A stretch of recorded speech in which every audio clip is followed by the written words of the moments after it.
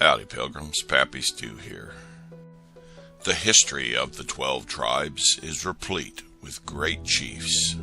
Chief Joseph of the Nez Perce, probably the most distinguished and humane of all Western warriors, was one of these.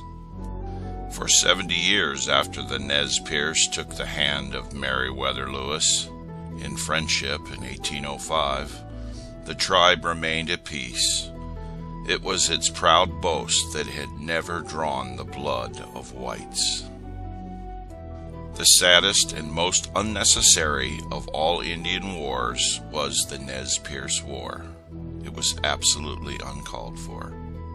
In 1863, Washington had planned to move two bands of these staunch friends from their ancestral homes on Idaho's Salmon River and Oregon's Walla Walla Valley to the Lapwai Reservation in northwest Idaho.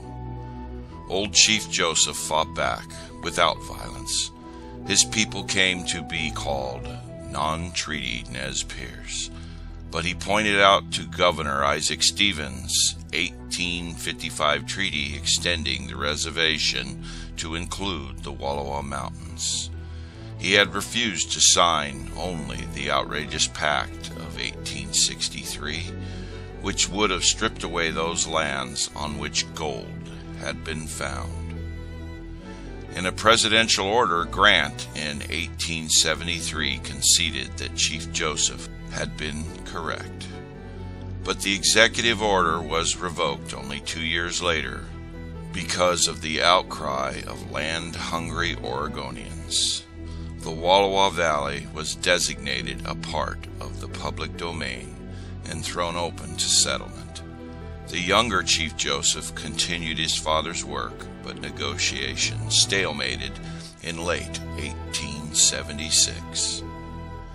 When gold was discovered along the Salmon River in present-day western Idaho, U.S. forces moved in to dislodge the peaceful, highly civilized Nez Perce Indians, who had been ceded the area by the U.S. government. The Indians, led by Chief Joseph, resisted stoutly, routed the soldiers in White Bird Canyon in June 17, 1877, and advanced eastward into Idaho and Montana. U.S. troops under General Oliver O. Howard failed to defeat the elusive, well-disciplined Nez Perce.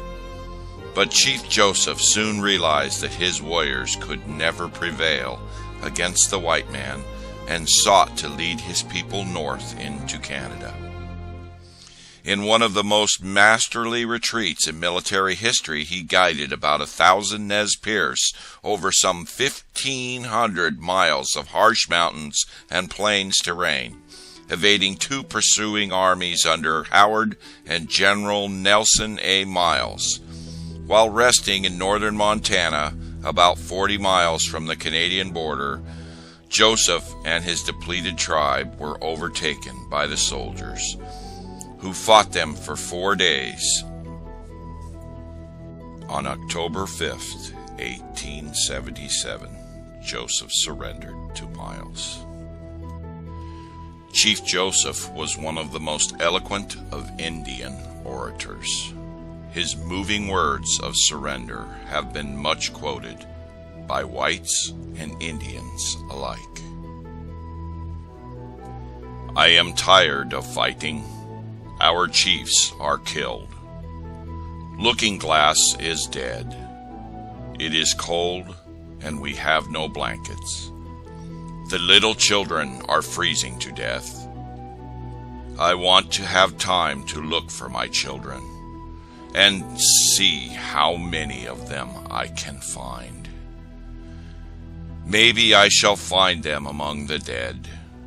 Hear me, my chiefs, my heart is sick and sad.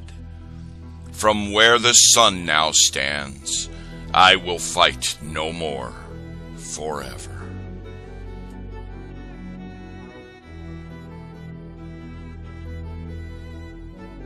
After their heartbreaking ordeal, the Nez Perce were not allowed to go to Lapwai as Miles had promised.